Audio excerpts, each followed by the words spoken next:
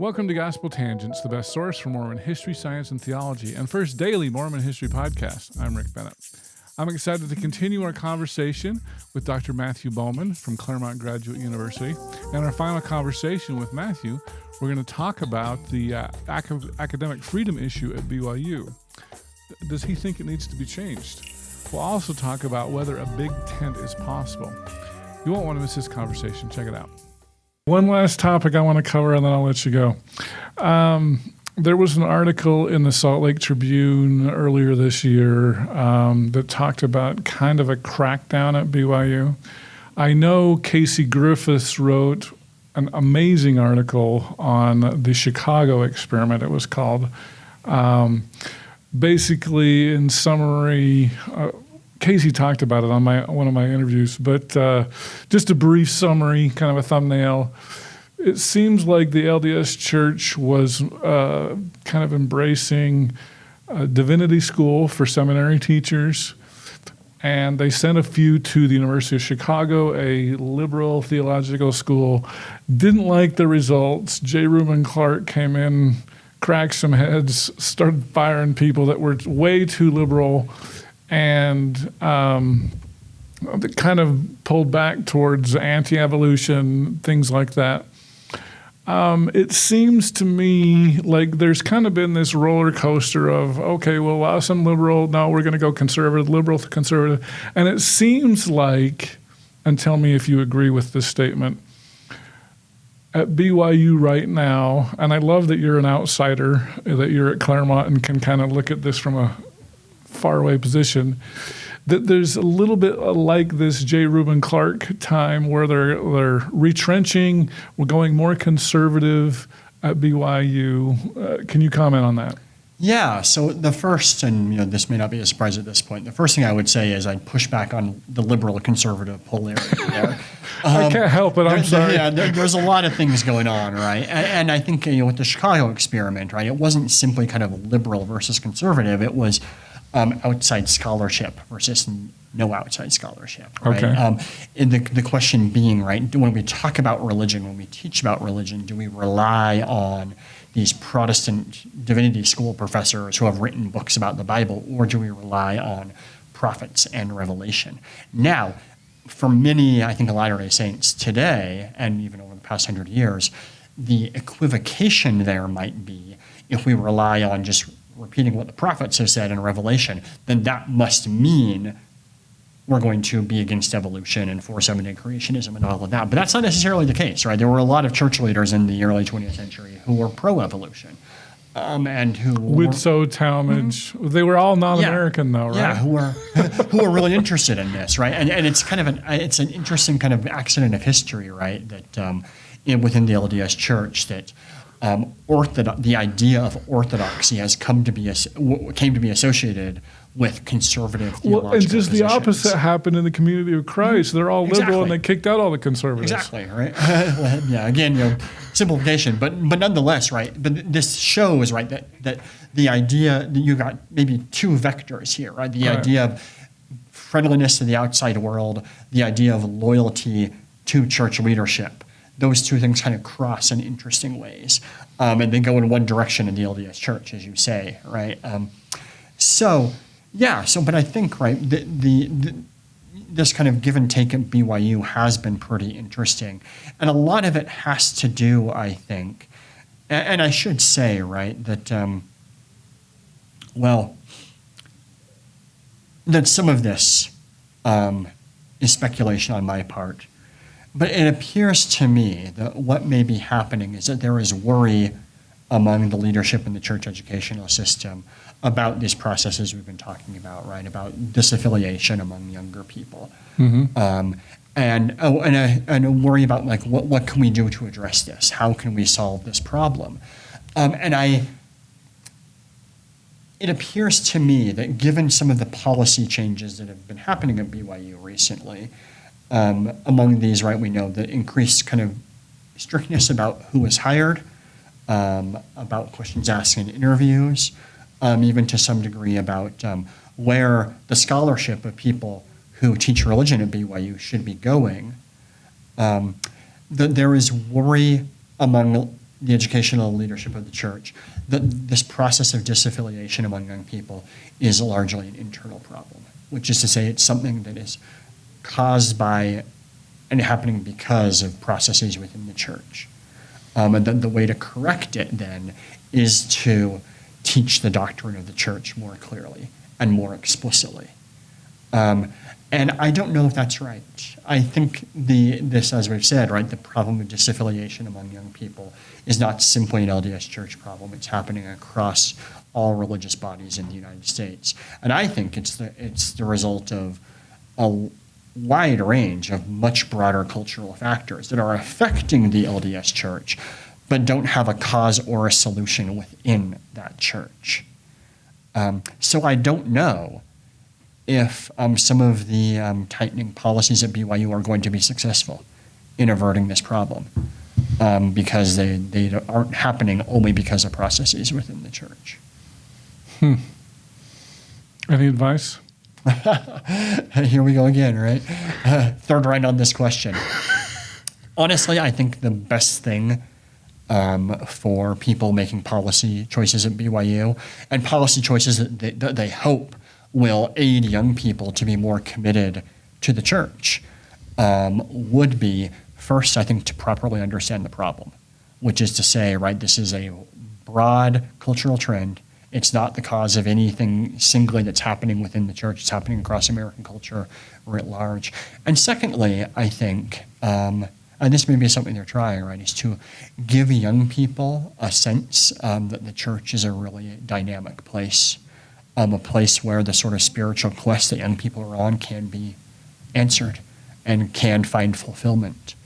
And that may be, I think, something that some people in church leadership have spoken about, is a kind of a deep sense of what it means to create an LDS style of education, right? What does it mean to be educated as an LDS person? What can the theology and the doctrine of the LDS Church say about Shakespeare? And these are, I think, or Shakespeare or history or economics. There's some really exciting intellectual possibilities there that I don't know that BYU is teaching. I think in part because BYU has largely thought about a religious education as being education in many topics infused by LDS cultural values, which is to say dress codes, honor codes, things like that, right? And I think if there were room, High demand? Yeah. If there were room, right? And you mentioned Jesuits earlier, right? Jesuit philosophy education is really deep and really expansive and really thoughtful. And there were I'm speaking as someone who was educated at a Jesuit university, Georgetown. Yes, there were Jesuit ideas about education, about economics, about history, about philosophy, about all of these things. I would love to see what would an LDS economic theory look like? I don't think we really know. Well, I think I love Pope Francis because he is a Jesuit. Yeah, right. And he's interested in kind of these questions, right? And and so I think broadly about what it means to offer an LDS education at BYU, not narrowly. See these problems as being wide-ranging, not singular. So is it a way where we can embrace the miracles as well as the education? Is that something that we could broaden the tent maybe? Maybe, although as I say, right, there's complications with miracles too, because frankly, a lot of the sorts of people that many white members of the church in the United States are hanging out with now, that is to say the educated middle and upper class, they think miracles are weird. But you still have the Denver snuffer types that just crave the miracles and they want to have a personal relationship with Jesus. Yeah, absolutely. And absolutely. So, it's hard to keep these two groups together. Well, and you will note, right, the Denver snuffer people also tend to withdraw from broader American society in other ways too. Right, they're creating kind of a smaller, more insular community. It's a really. Here's the thing. I think Armin Moss, great LDS sociologist, spoke about religion in America as being an oscillation, right? He said it's a constant tension. How assimilated is too assimilated? How separate is too separate? And he said religion and the church are always kind of trying to find that balance, but it's a little bit like being on a teeter-totter. You're never perfectly there. You're always moving backwards and forwards, being pushed and pulled by various cultural forces. And so maybe this is why I'm not giving you they should do things 1, 2, and 3 and everything will be fine, right? Because they're just, there's no way to know that. And if you do things 1, 2, and 3, then you might find in 10 years the teeter-totter's going down the other way, and you got to pull back and do things A, B, and C at that point, right? It's a constant ongoing tension. It's an ongoing problem that will never actually be solved. Well, and one other thing that you had said last week that I just want to point out, Bill Russell on my podcast was famous for saying that Frederick Madison Smith, the prophet for the Community of Christ, was the, quote, worst prophet ever. Mark Scheer didn't want to endorse that, said that was a value judgment. But one of the things that you said was Fred did more to, I'm trying to remember the words you used, to Protestantize the Community of Christ, or the LDS Church at the time, I guess it was. Am I saying that right? Not necessarily Protestantize, but modernize. Okay. Right? He really threw himself into the progressive era, which was when he was sort of raised and educated.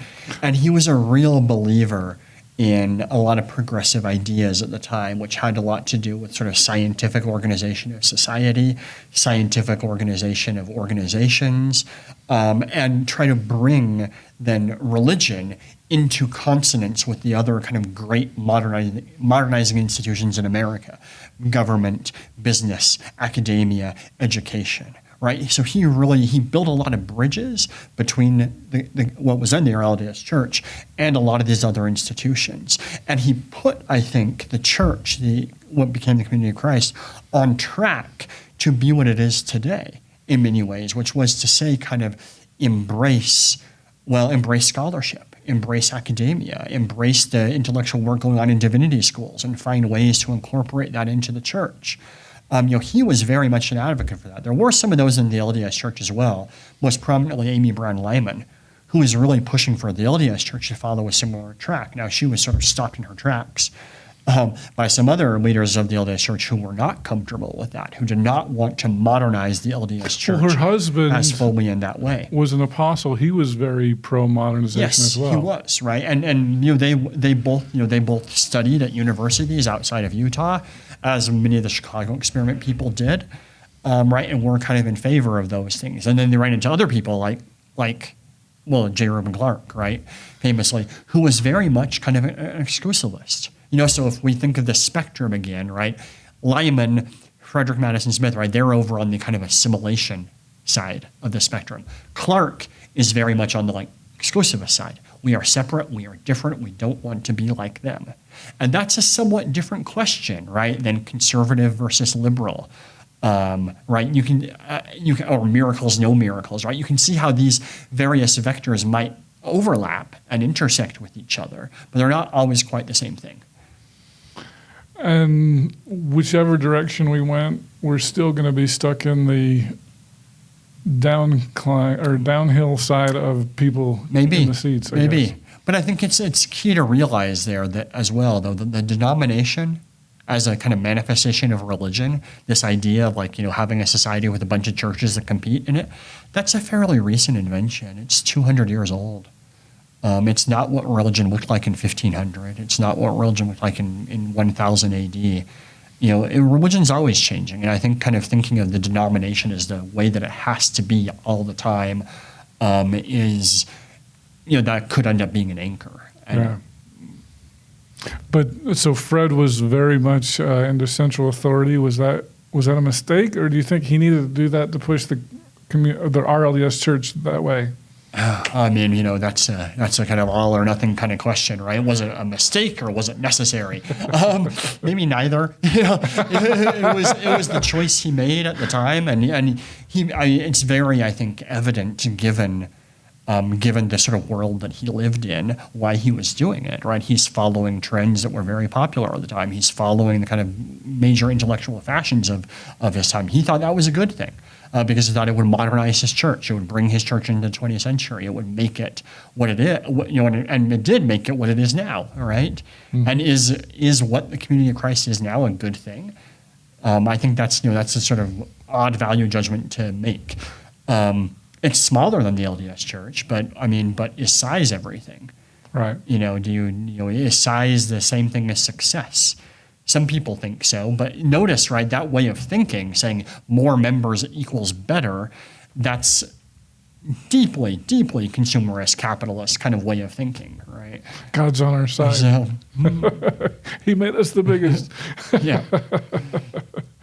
All right. Well, any last words? Oh, thank you for this. It's been fun. Oh, it's been a blast. So we'll have to get you on. What other projects are you working on after this UFO book? You'll like this. I am starting a project that uses the career of Stephen R. Covey as a way to think about the changes in the LDS Church from the late 19th to the late 20th century. Wow. Yeah. That's very modern.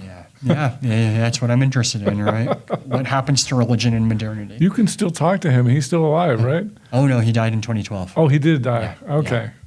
He was a big deal on my mission. Oh, he was. Yeah, he was a big deal. He was a big deal generally in the late 20th century. Yeah. All right. Well, Dr. Matthew Bowman, I really appreciate you for being here on Gospel Tangents. Yeah, thanks for having me. I hope you enjoyed our conversation with Dr. Matt Bowman. And Matt, thank you so much for coming out here all the way to Salt Lake City. It was great getting together with you. We need to make sure we do this again because you're a lot of fun to talk to. So thanks again. In our next conversation, I'm excited to introduce Bob Roylance. We're going to talk about Book of Mormon in Mesoamerica, but it's going to be a little bit different than you're used to because it's not the traditional theory. Okay, I'm Bob Roylance. We're promoting a Book of Mormon theory called the Passion River Model. Okay. And this particular model is a pretty accurate description of the geography of Book of Mormon lands, primarily in Guatemala, Belize, and Yucatan. If you'd like to hear the entire interview uncut, subscribe on either Patreon or at gospeltangents.com. For just $5 a month, you can hear the entire audio uninterrupted. On our $10 tier, if you would like to see the whole video, you can see that either on youtube.com/gospeltangents, or I've got a special Facebook group devoted for full videos. So subscribe at gospeltangents.com and sign up for just $10 a month. For $20 a month, if you'd like to get some bonus content, maybe some of the stuff that ended up on the cutting room floor, you can sign up for that. And then if you'd like to talk to me for $100 a month, we'll do a monthly phone call on something like Zoom, and you can ask me anything you want. So thanks again. Also, don't forget about the merch, mugs, T-shirts, hats, things like that. I'm trying to get the ties up there. Hopefully I can get up there. And thanks again for watching Gospel Tangents, and click here for some more videos.